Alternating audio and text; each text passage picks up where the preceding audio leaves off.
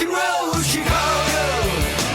Rock and roll, Chicago, my hometown. Well, I was born in the city, gonna rock your city, Chicago. Chicago rock and rollers are the best you're ever around. Hey, this is Paul Martin and Ray the Roadie for the Rock and Roll Chicago podcast. How you doing today, Ray? I'm doing well, Paul. I don't think you've been real kind to me lately. I don't know. I've just been getting some weird feelings that you haven't been that kind to me. Well, I have to be cruel to be kind. I suppose you do. Wait, whose song? What song? Who's that by? That song is by The Kind? No, it's not. No, cruel to be kind. I don't know. Cruel to be kind in the right places or whatever. Yeah. Yeah, you can get this album next week on KTEL. Yeah. God, now I'm going to have to see who wrote that song. Yeah, it's Nick Lowe. Oh, yeah, Nick Lowe. Yeah, he's from Chicago. Yeah, I don't think Not. So. Nah. Oh, well. How do we get off on this tangent anyway? I don't know. So what do we got up this week? Who do we got coming up? We have The Kind, oddly enough. The Kind. Oh, my God. You're kidding. Capek from The Kind. Wow, I just said that, too. That's strange. I mean, I must have psychic powers. Yeah, I think you do. I think so. Well, why don't we take a listen and hear what Frank has to say? Let's do that right now. Thanks. All right. Hey, this is Paul Martin And Ray the Roadie. with the Rock and Roll Chicago podcast. Joining us this week is Frank Capek of Chicago's very own The Kind. How's it going, Frank? Pretty good, guys. How about you guys? Great. Good to see you. Thank you. Good to be here, guys. How you been? I hear you a little hip work done recently. Just got a hip replacement. It's been 8 weeks. Going to therapy. Everything's great. Excellent. I'm so happy. No pain. Everything's good. Yeah, I'm right there with you. All you would know, you've got both of yours done. And I'll probably be the next guy, so hopefully not. But it works. That stuff works, man. So tell us a little bit about The Kind and how the band gets started. Okay. And where it evolved from. Okay. I think it was... The Kind was together when I heard about them. I think it was early 79, I think, or late 78. I can't quite remember. There was a contest, a KQX contest, songwriting contest or band thing, and they won it. So the bass player from The Kind told me, the bass player that I was in Lovecraft with, told me about it. He goes, this Frank from The Kind's doing auditions. So he pulled me along, and we both did it. And so we got involved in it. This bass player was... I was in Lovecraft, and so was the bass player. And who was that? It was Mark Gardner. Mark Gardner, okay. Yeah. So we ended up doing the audition. We got in, and I found out they had won the KQX it's a contest. hometown album, I think. Yes, KQX it was that. Album. They had a couple songs on the record or something like that. So we get involved, and then we look for a drummer. We end up getting Frank Saberno. So it ended up being 3 Franks and a Mark in the band, which is kind of crazy. Yeah. So what had happened was a gentleman named Mike Scheid, who was an independent record promoter back in those days with Roy Chiavari, they were judges of the contest. So Mike Scheid really liked Frank and his songwriting, blah blah blah. Now Frank, and that's how Frank Jelinek was a main guy, who's a singer, and he wrote the music, and he submitted the music to WKQX, right? I think so. Okay. So I mean, eventually we were all kind of writing with him, but he was the main guy, right? So Mike Scheid took a liking to Frank and wanted to manage him. So when me and Mark got in it, Mike Scheid was the manager. I see. And he had a lot of ins to the radio stations, blah, blah, blah. So when we found the drummer, got it together, and started playing, and we would try to get a record deal. And nothing was happening. Right. So we kept doing it, and then we decided, well, if we can't get a record deal, let's start our own record company. So we started 360 Records. Mike Scheid helped us with it. Which a lot of bands did at that time. They weren't quite doing it yet. Oh, okay. We were like The pioneers. One of the earlier times of doing that. So we started our own record company. We got our own signing. So then through Mike's connections, we were allowed to get on the radio. A lot of XRT, The Loop, and other stations. But, if you're on, you have to get some kind of response to the record. Otherwise, you can't stay on it. Right. So out of luck, we were able to stay on it. So we decided to put our own record out, and we did. And we got, from the first day, I remember we were playing clubs, making $300 for the whole band. So the record comes out on a Monday. By Friday, we were making $2,000. It was like a line out the door. So we were saying we don't want a fee, we want the door, and they all fell for it. Right. Until they realized how much we're making, then they stopped it. Right. So things were rolling well. We charted on LS. We got up to like 14, and we were able to do a ton of concerts. We opened up. We opened up for Duran Duran at the Rosemont 2 nights, sold out. Nice. That was exciting, man. Holy cow! It's pretty heavy. Yeah. Mm-hmm. Then we played with ZZ Top at Poplar Creek. Oh, very cool. Played with Robert Palmer. Right. A lot of gigs with the Romantics, Off Broadway, Cheap Trick. So we were able to get in this thing, and everything was going great. We were financing our own record. So at one point we decided to do the second record. And in the meantime, from the first to the second record, all the politics changed on the radio. So it was very hard to get our songs on the radio after we finally did the record because there was a big delay. Mm-hmm. And when we got it finished, we were really having a rough time getting airplay. And we were still playing. And we just played it out to a point where it already had peaked, it seemed like. And this was, over a couple years. Mm-hmm. And so the band eventually broke up, but we never even called each other. We knew it instinctively. The other thing about that band was, I had lived in L.A. I was in a band called Lovecraft. We had a record. When that thing fell apart, we did a tour with the Ohio Players, KC, the Sunshine Band, all that stuff. And then once that fell apart, we came back to Chicago, me and Mike Tegza, and we put another version of that band together. That's when Mark Gardner got in the band. We did a different version of it. We did gigs around. Actually, before that, we had another version, and we went all over the country. This was the late 70s. Right? This is the 70s, right? From 76 all the way to like 78. Okay.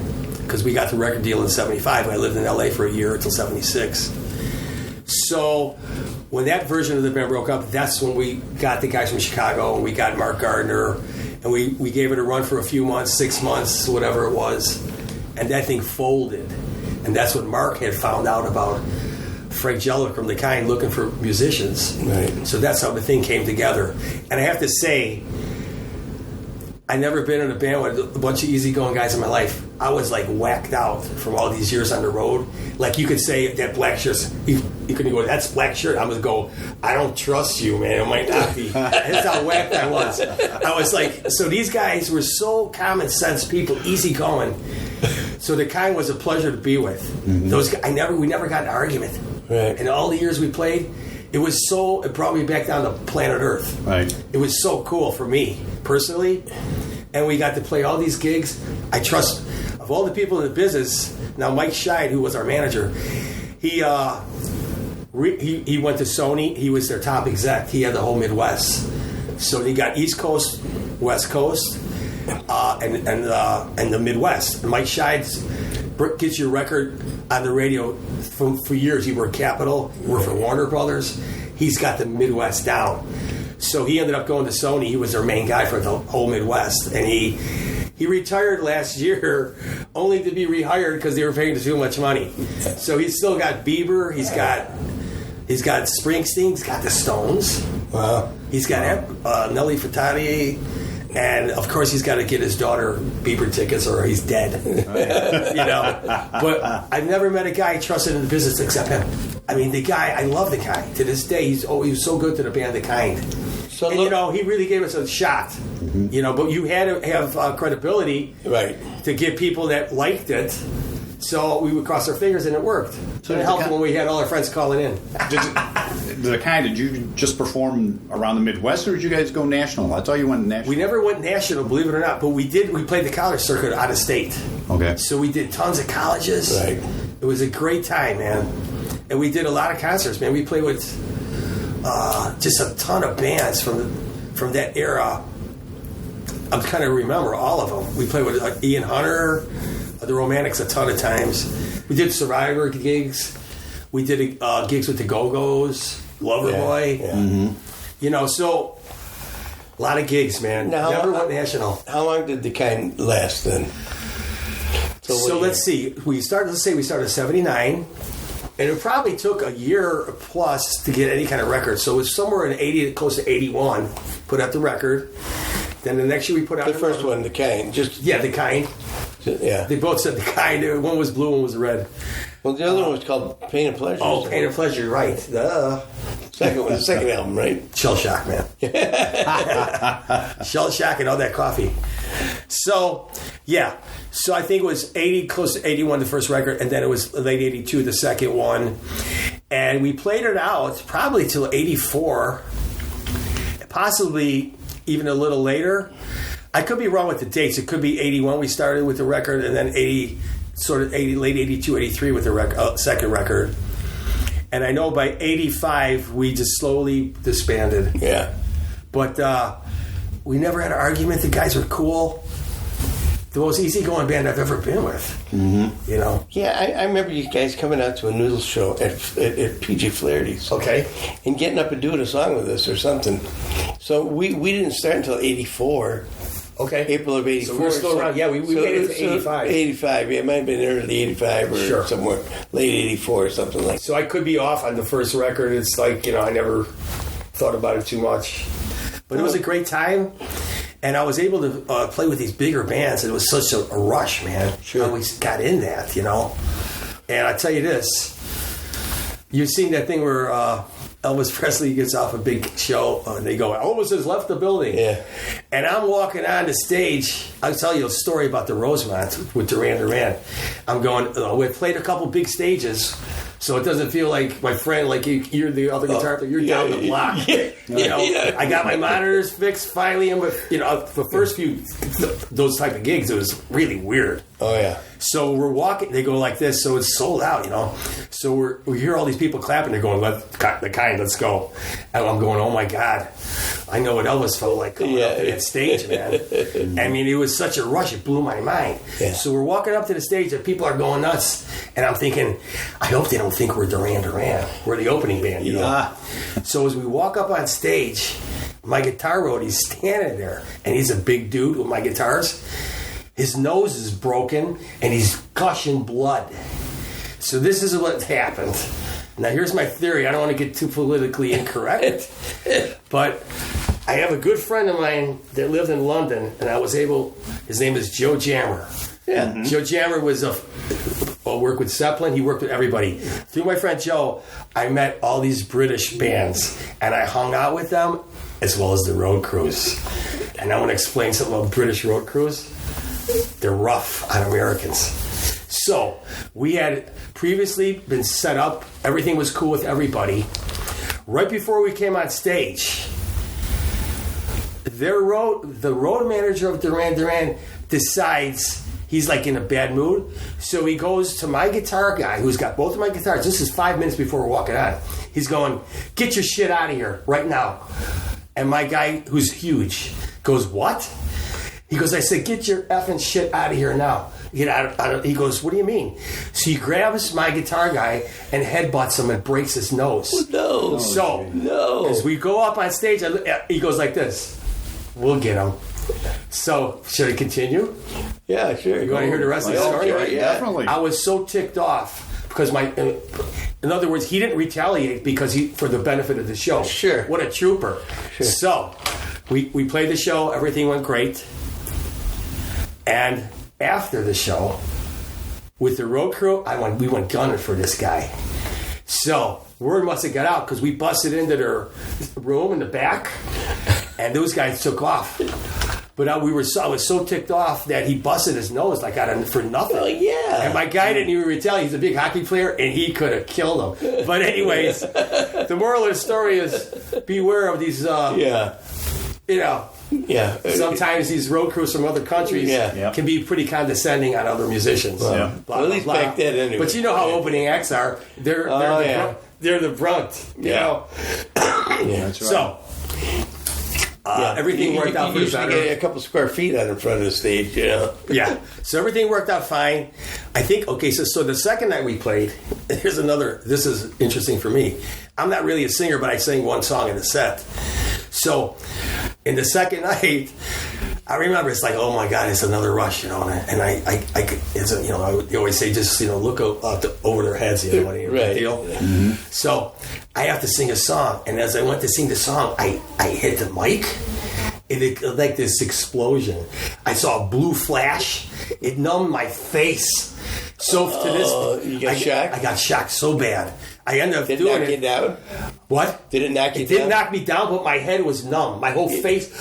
So to this day, everybody goes, get up on the mic. And I go, not me, baby. I'll put the screen on it, but I'm still got this paranoid thing. It really hurt bad. Yeah. And my whole face was numb for the whole night. Yeah. It was like I saw a blue flash, So I got this kind of like a phobia of getting too close to the microphone. You won't forget that. But the whole experience was great. I remember the night we did the Rosemont. It was a Grammy night, so they wanted for the news. They wanted the opening band to pull up. So they go, who's got the worst car in the band? I go, me. I got a piece of junk. So Frank Capek wants to be in the film too. So we both go, and he'll pull up, take your car, back it up. They're going to be, and they're doing the story of the opening act. So they show the Duran's tour bus, and they go, now this is the opening act. I pull up with my piece of junk, and we wave, as we're going in. They're doing the story about the difference in class, Yeah. And then after you're done playing, you go home and go to bed as opposed to whatever. So it was a great experience, though. Well, that's the way things used to be. I mean, you used to have local bands opening up for big name acts all the time. Now they all tour. If there's even an opening act, they tour together. And it's a double bill or something. Yeah. No, it was I loved it. It was like, wow, I get to see this stuff, man. Right. And it was a good time. We met a lot of great players, a lot of action going on. We did the kind of thing. They had the Loop Fest. Right. Used to be an amphitheater. Right. Sure. So we're playing on the show with the Go-Go's and Loverboy, Survivor, other bands. And I knew who the Go-Go's were. So we're standing in line to get the food in the back, and I could tell it's the Go-Go's, And the drummer's a really good drummer.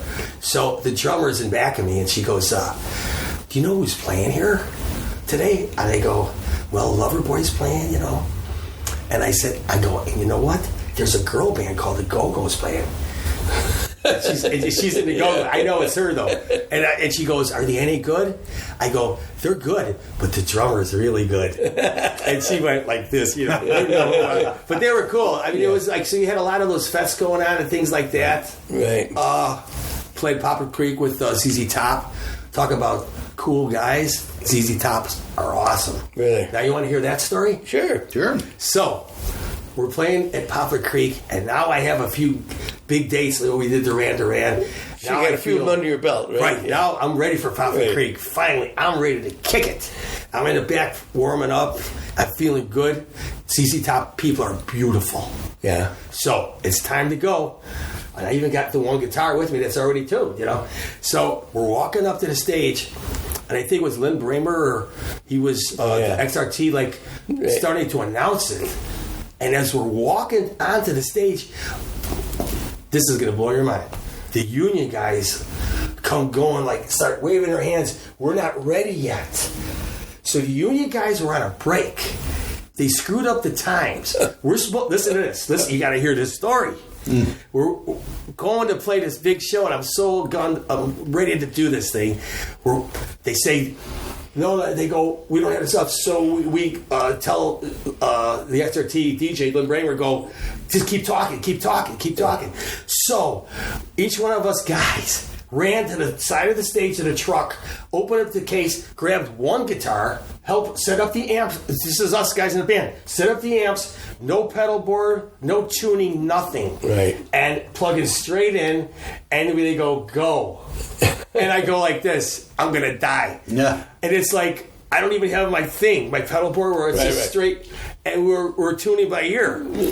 And all I kept thinking was, my mother used to play these show albums, and she had all of them, Gypsy Rose Lee. And I remember after we were going, the show must go on. The show must. So I'm thinking in my head, oh man, the show must go on. And it was, I never, we couldn't.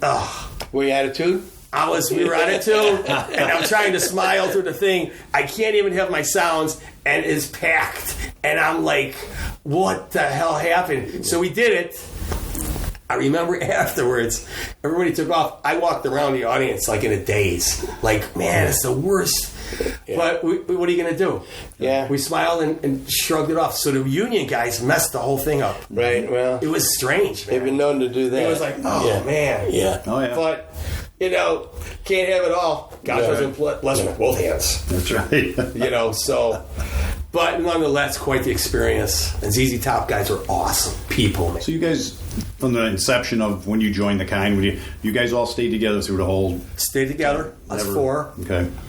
It was, like I said, those guys were so easygoing. And Mike Scheid was so easygoing. There was no dissension, no feeling bitterness about nothing. It was a pleasure. It was easy, And that's a big part of the fact that I was with them. Because I go, these guys are pretty cool, man. So who's left? Huh? Who's left? Well, the band eventually broke up. And, Frank Jelovic, he ended up going with the Legends, a band, because our bass player Mark was in the band. Mm-hmm. They were doing cover stuff around. So Frank was with them for a year or so. And then Frank got killed in an elevator accident. Right. He was he was an elevator guy, a union guy, and his father-in-law was actually the president. He went to school for it. And it just blew my mind because I kept in touch with Frank, man. And I got a call one day from Frank Saberno. No, from Mike Scheid. And he said, Frank's dead, man. I go, what? It blew my mind. I had to call Frank Saberno, and we just, it was rough. Because he was such a good person, Now is Mark and Frank the drummer still around? Okay, let's check this one out. Frank Saberno, drummer, he moved to L.A., and he was in bands for a while, trying to get other bands, practicing all the time, trying to do this. It became harder and harder for Frank Saberno. So Frank got into tennis. Now this is the crazy part from being a musician drummer.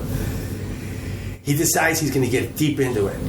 So he starts practicing every day, 10 hours a day. And he ends up being a tennis instructor for the stars and for the professionals. Really? He had some kind of talent. He can spot a weakness. So Frank, to this day, teaches not only the movie stars like Clint Eastwood, Regis Philbin, all these guys, but the top tennis players, because he can spot a weakness in a player and he can fix it. Wow. Isn't that crazy? It is. I go, how did you pull that off, man? He goes, it's practice, man. Yeah. Because he had a real rough time with finding a substantial gig, I know how that goes. Yeah. It's tough, man.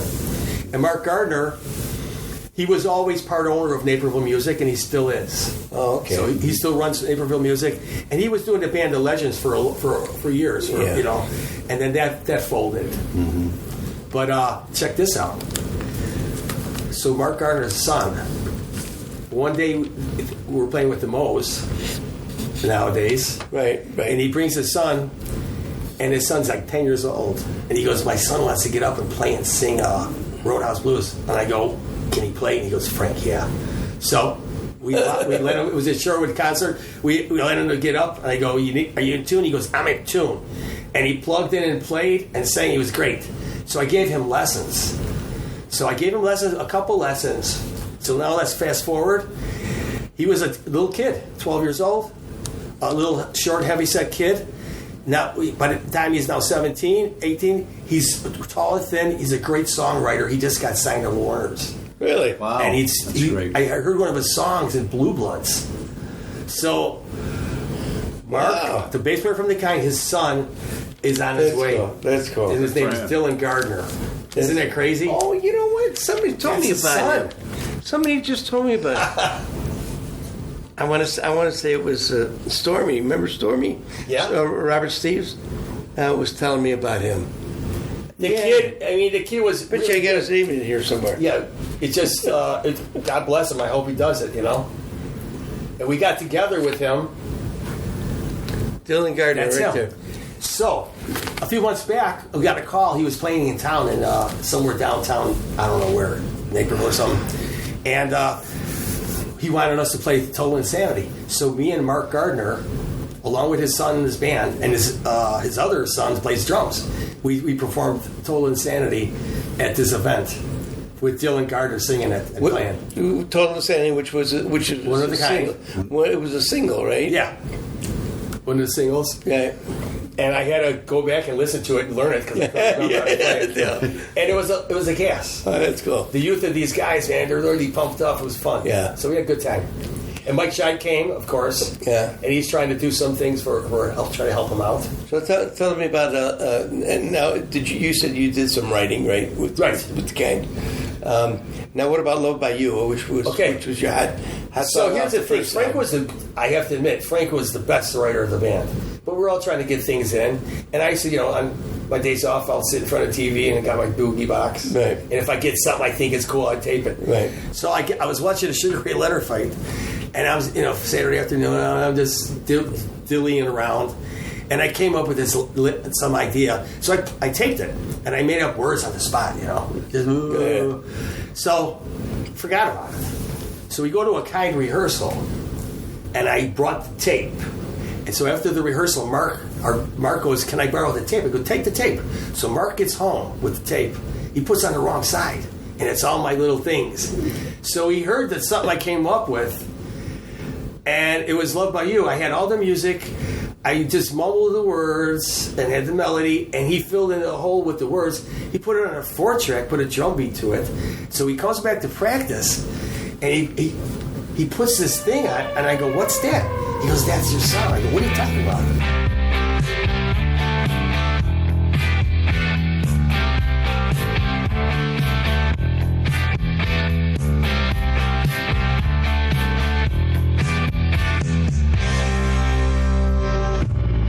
I don't wanna spend a day without you, I know. I don't wanna give it up, I don't wanna go.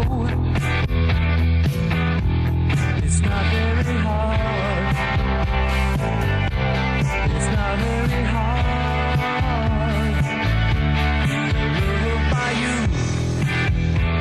Oh yeah. If it wasn't for him, it would have never even been here. So you it's called Love by You. Yeah. I wrote it, and Mark helped me write it with some lyrics. Now, Frank, it was like just... And then Frank sang it. Right. So it was just by luck. My one song. And they used that for the single. Right. And it was just a trip. I would have never even looked at it or finished it. Mm-hmm. But it was just one of those things, so...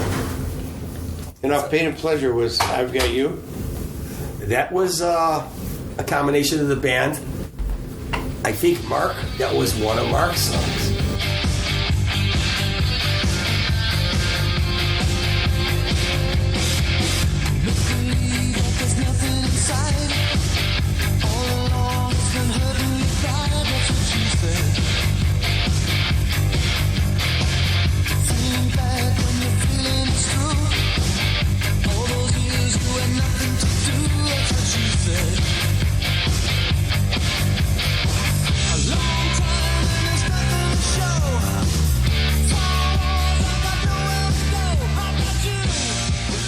So we ended up, I think that was partly Mark's song, and we helped to finish it, or possibly something like that. But most of the time, Frank's songs were all Frank's, and Frank can write, man. Yeah. I mean, it just was one of those things. Just one of those things. Now, what would you compare to? I mean, you've been compared. The sound has been compared to Off Broadway and to stuff like that. I mean, it's hard to say. But, during those times, it was funny because when I got in the kind, I had played a way different stuff. I never played like the new wave stuff or right pop stuff. So I was just trying to figure out what I could play on this stuff because I felt Right. Like I don't know how to really do this. There's more power pop. Right, that stuff, right. Whatever they say it is, that's what it is, but you got all the influences, you know. Sure. And I loved Off-Broadway, and pre-Off-Broadway, the Thumbs. Sure. I knew those guys. Right. And they actually wanted me in Pez Band years back. Oh, okay. And I decided to go with Lovecraft. So I knew Cliff from years, and Mimi and all those guys way back, Mike Gorman. Yeah, it was just so, I mean, we took influences from everybody. Do you think that the music has stood the test of time? Well, like Neil Sean, anything he records, he doesn't listen to afterwards. Yeah. I'm the same type of guy. Yeah. I'm not a good judge of that stuff, but yeah, I'll tell you what happened though. There's a group called the Numeral Group. I got a call a couple years ago, and he goes, "Are you from the Kind?" I go, "Yeah, I'm from the Kind." He goes, we're searching down some of the writers, so they wanted to re-release on a compilation disc. Oh, really? So I said, sure, you know. So I got a hold of Mike Scheid, and he helped negotiate it. And I actually made royalties. We made royalties on it. And listen to this. So here's the clincher. About a month ago, or a little longer, Netflix, the Motley Crue movie. Right. It's in the movie. Really? Total Insanity's in the movie. Oh, Total Insanity is? Total Insanity. It was from the compilation disc. Two songs. The Numeral Group, who re-released it, got it into the movie. So it's actually in there for over a minute. Really? The song. I saw the movie. I haven't even seen the movie. I guess when they're in a bar, they're talking on the jukebox somewhere in the background. It's in there. That is really awesome. And I never seen it yet, but they said the good part is that it's over a X amount of time. If it's like under 20 seconds or something, there's no royalties or whatever. Right. So supposedly we're supposed to get something from Netflix and then from ASCAP. Right. You know? Right. And we'll see what happens. But it made an old guy feel pretty good. Yeah, You know what I mean? great. Whether I like the song or not, it was just... It brought back a lot of So has any of this stuff ever been put on digital or put on a CD or anything? You know, I don't think so. It's just been like people have taken and done that to it. I'll tell you one other story during the Kind. Mike Scheid got it to some other artists, some other major label people, and they were recording a record. They wanted to put it out. They wanted me to do the recording for it. So I went up to Libertyville, and some producer came in from L.A., and it was already done. I just had to put my solo on it, I think it was. But the good part was that Ray Gomez was playing guitar on it. Now, he played with Chick Corea and all these other people. He was a great session player, so I was like blown away. And what song was this? Loved by You. Oh, Loved by You. They did a different take to it. It was a female singer. Someone was like, who was that? Terry Bozzio's, remember the band he had with the girl, his wife was singing? Walking in L.A. What were they called? It was sort of a sound like that. Yeah. But I was blown away by the fact that the guy that played guitar, not the solo, was this guy Ray Gomez, who played on tons of... I knew his work from different sessions. I heard him on records and stuff. So you did the solo on it? So I went and did a solo, and I have no idea what ever happened to it. Really? That was it. I never heard about if it got released or didn't. Yeah. But it was pretty. For a guy from the South Side being involved in this stuff, it was pretty cool. Right. It felt pretty good. Just to have somebody come back and record your stuff is very cool. Compliment to me, you know. Yeah. It was just like an afterthought of watching a cigarette letter fight. But I came up with the words. It just says boom. Sometimes they come to you, sometimes they don't. Right. And if you don't catch it when it happens, you ain't gonna remember anything. Right. So by the luck, I had the chorus and I had most of the words. I made them up on the spot. Right. But it's just luck. Yeah. Sometimes never happened since. Sometimes that happens. It just they come to you and all of a sudden you've written something down and you go, wow, where'd that come from? Thank God I wrote it down because I would have never remembered. Right. So it can happen anyway. So it's just funny. And people come up, they go, I know what it means, you know. Yeah. But, you know. Oh yeah, a lot of things. That's the great thing about any kind of music is that people see different angles of it. You know, it has different meanings. It's all legitimate too. It doesn't matter. Right, to different individuals. Right, that's awesome. Have you done any more writing of anything? I have. Okay.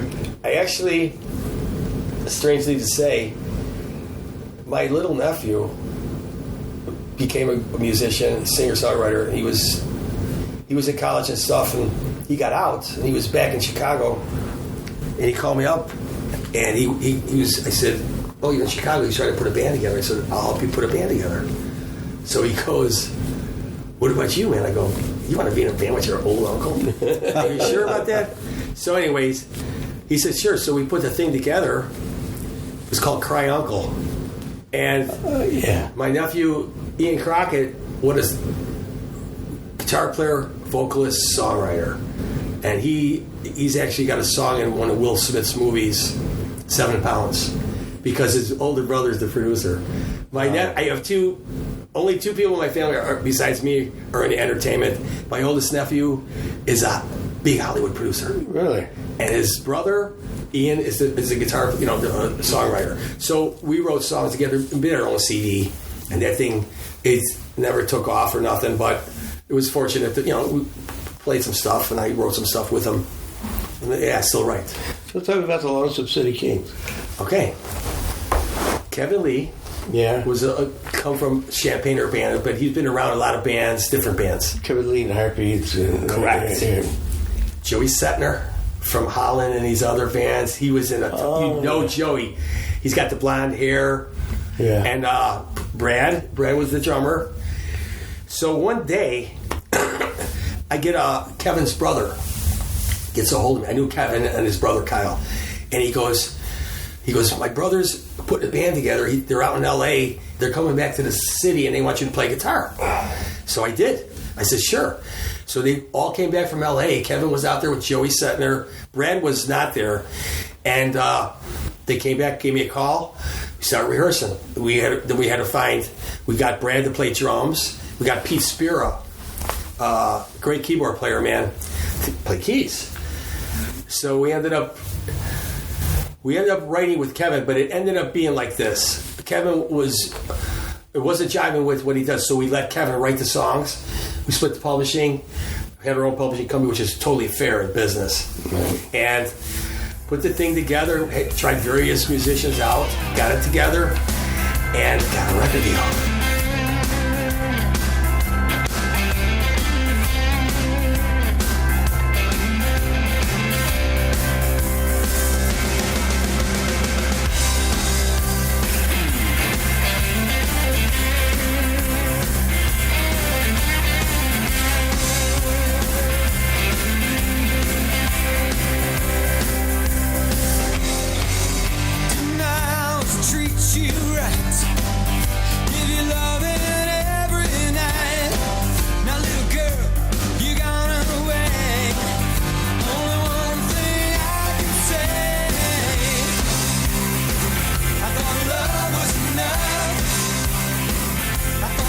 We got Don Dixon to produce it.